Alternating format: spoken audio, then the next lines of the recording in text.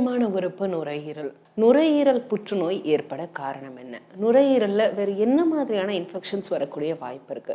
அப்போ நுரையீரல் புற்றுநோயினுடைய தீவிர தன்மை எப்படி இருக்கும்? அதற்கு என்ன மாதிரியான சிகிச்சைகள் தேவை அப்படின்றத பத்தி தான் இன்னைக்கு இந்த நிகழ்ச்சியில நம்ம பேசியிருக்கிறோம். இதற்காக டாக்டர் காமாட்சி நினைவு மருத்துவமனையின் medical oncologist doctor Dominic Joseph நம்ம கூட இருக்காங்க. மேலும் பல்மனாலஜிஸ்ட் டாக்டர் அருள் முருகன் நம்ம கூட இருக்காங்க. ரெண்டு பேர்ட்டையும் பேசலாம். நுரையீரல் புற்றுநோய்க்கும் உடம்புல வரக்கூடிய மற்ற பகுதிகளில் வரக்கூடிய புற்றுநோய்க்கும் ஏதாவது வேறுபாடு இருக்கு அதனுடைய தீவிரத்தன்மையில? இப்போ நுரையீரல் புற்றுநோயின்னு எடுத்துக்கிட்டிங்கன்னா, நுரையீரல் மற்ற முக்கியமான உறுப்புகள் பக்கத்துல இருக்கு. இருதயம், இரத்த குழாய்கள், இப்போ நம்ம பேச்சுக்கு போற அந்த நரம்பு கூட நுரையீரல் பக்கத்திலேயே போய் திருப்பியும் இது வோக்கல் கார்ட்ஸ் கிட்ட வருது. ஸோ இந்த மாதிரி ஆர்கன்ஸ் மேலெல்லாம் இந்த புற்றுநோய் ப்ரெஷர் கொடுத்து அந்த சரியாக வேலை செய்ய முடியாமல் பண்ணலாம். லைக் ஃபார் எக்ஸாம்பிள் ஏர்வே, அதாவது சுவாச பாதையில் இந்த புற்றுநோய் வந்ததுன்னா மூச்சு விடுறதுக்கு கஷ்டம் வரலாம், வீசிங் வரலாம். நிறைய நேரம் வயசானவங்களுக்கு இந்த ஆஸ்துமா மாதிரி மூச்சு வாங்குற பிரச்சனை வந்ததுன்னா அதுக்கு ஒரு முக்கியமான காரணம் நுரையீரல் புற்றுநோய்.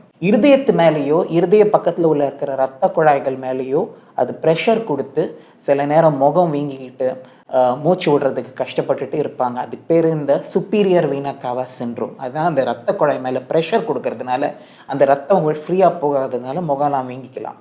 அதே மாதிரி இருதயம் சுற்றி நீர் சேர்றதுனால பிரச்சனைங்க வரலாம். கடைசியாக இந்த நுரையீரல் சுற்றி இந்த புற்றுநோய் நிறைய தண்ணி சேர்க்கறதுனால இந்த நுரையீரல் ஒரு பலூன் மாதிரி இருக்கும். அப்படியே அது ப்ரெஷர் கொடுத்து அந்த நுரையீரலை எக்ஸ்பேண்ட் பண்ண விடாமல் பண்ணுது. ஸோ அதனால மூச்சு வாங்கிறதுக்கான நிறைய சான்சஸ் இருக்குது. ஸோ இந்த மாதிரியான சிம்டம்ஸ் வரும். இது மற்ற புற்றுநோய்கள்னு பார்த்துட்டிங்கன்னா கொஞ்சம் சிவியராகவும் ஸ்ட்ராங்காகவும் இருக்கும். ஸோ மற்ற புற்றுநோயுடைய இருக்கிற சிம்டம்ஸோட இது கொஞ்சம் ஸ்ட்ராங்காக இருக்கும். இப்போ நுரையீரலில் புற்றுநோய் வரும்போது அது ஸ்டேஜ் 1லேருந்து அடுத்த ஸ்டேஜுக்கு போகிறது அல்லது அடுத்த ஸ்டேஜுக்கு போகிறதுக்கான கால இடைவேளை எப்படி இருக்கும் டாக்டர்? இப்போது கால இடைவேளைன்னு பார்த்துட்டிங்கன்னா ஃபஸ்ட்டு ஸ்டேஜ்லேருந்து செகண்ட் ஸ்டேஜ், தேர்ட் ஸ்டேஜுக்கு போகிறது. ஒரு ஸ்டேஜ் 1ன்னு வர்றதுக்கே ஜென்ரலாக ஒரு 5 இயர்ஸ்க்கு மேலே ஆகும். ஒரு புற்றுநோய் அணு அந்த ஸ்டேஜ் 1, அதாவது கிட்டத்தட்ட ஒரு 3 சென்டிமீட்டர் கட்டி வர்றதுக்கே 5 வருஷத்துக்கு மேலே ஆகும். சில நேரம் 8 வருஷம் கூட ஆகலாம். சில டைப் ஆஃப் புற்றுநோயில் அது ரொம்ப ஃபாஸ்ட்டாகவும் ஆகலாம். லைக் ஃபார் எக்ஸாம்பிள் ஸ்மால் செல் கேன்சர்னு ஒரு புற்றுநோய் இருக்குது. அது 2-3 மாதத்துலேயே வளர்ந்துடும். ஓகே, ஆனால் ஒரு டைப்புக்கும் வித்தியாசமாக இருக்கும்.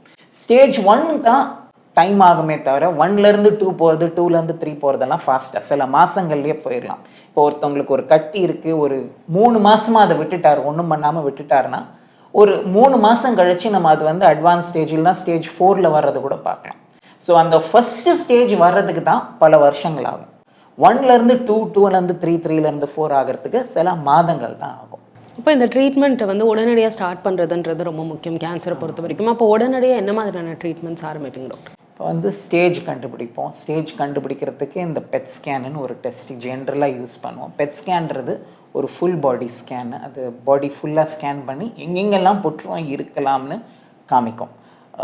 பெட் ஸ்கேன் பண்ணி அந்த ஸ்டேஜ் கண்டுபிடிப்போம். ஸ்டேஜ்ன்றது எந்த நிலையில் இந்த நோய் இருக்குது, எவ்வளோ பரவி இருக்குன்னு கண்டுபிடிக்கிறது. ஸோ 4 ஸ்டேஜ் இருக்குது. ஸ்டேஜ் 4னா நுரையீரல் இல்லாமல் மற்ற உடம்புல இருக்க மற்ற பகுதிகளில் போயிடுச்சுன்னா அதுக்கு பேர் ஸ்டேஜ் 4. ஸ்டேஜ் 1னா ஒரே இடத்துல இருக்குது. இதுக்கு நடுவில் இருக்கிறது ஸ்டேஜ் 2 அண்ட் ஸ்டேஜ் 3. மற்ற இடங்களுக்கு பரவாமல் நுரையீரலில் மட்டும் பரவிடுச்சுன்னா அது ஸ்டேஜ் 2 அண்ட் ஸ்டேஜ் 3. ஸ்டேஜ் 4க்கு ஆப்ரேஷன், ரேடியேஷன் அந்த மாதிரி குணப்படுத்தக்கூடிய ட்ரீட்மெண்ட்லாம் பண்ண முடியாது. மெயினாக அவங்களுக்கு மெடிசன் மூலமாக அவங்க லைஃப் ஸ்பேன் எக்ஸ்டெண்ட் பண்ணுறதுக்கும் அவங்களுக்கு ப்ராப்ளம்ஸ், அது நுரையீரல் புற்றுநோயினால் வர பிரச்சனைகளை குறைக்கிறதுக்குமான ட்ரீட்மெண்ட். இது ஸ்டேஜ் 4 பேஷண்ட்ஸ்க்கு. ஸ்டேஜ் 1 பேஷண்ட்ஸ் ரொம்ப சின்ன ஆரம்ப ஸ்டேஜில் இருக்கிறதுனால இவங்களை அறுவை சிகிச்சை மூலமாகவோ இல்லை கதிர்வீச்சு மூலமாகவோ முழுசாக க்யூர் பண்ண முடியும். ஸ்டேஜ் 2ம் ஸ்டேஜ் 3யும் மின்பிட்வீன் நடுவில் இருக்கிறது. அவங்களுக்கு சில நேரம் ஃபஸ்ட்டு கீமோதெரப்பி கொடுத்துட்டு இல்லை கீமோதெரப்பி ப்ளஸ் ரேடியேஷன் கொடுத்துட்டு அந்த கட்டியை கொஞ்சம் சுருக்கி அவங்களுக்கு அதுக்கப்புறம் அறுவை சிகிச்சை பண்ண முடியுமான்றதை அட்டெம்ப்ட் பண்ணுவோம். ஸோ ப்ராடாக பார்த்துக்கிட்டிங்கன்னா ஸ்டேஜ் 4 அட்வான்ஸ் ஸ்டேஜ், அவங்களுக்கு மெயினாக மெடிசன்ஸு. ஸ்டேஜ் 1 அர்லி ஸ்டேஜ், அவங்களுக்கு குணப்படுத்தக்கூடிய ரேடியேஷன் இல்லைன்னா சர்ஜரி. ஸ்டேஜ் 2ம் ஸ்டேஜ் 3யும் இது ஃபஸ்ட்டு அதை சுருக்கி அதுக்கப்புறம் சர்ஜரி இல்லைனா ரேடியேஷன் கொடுக்க முடியுமான்னு பார்ப்போம்.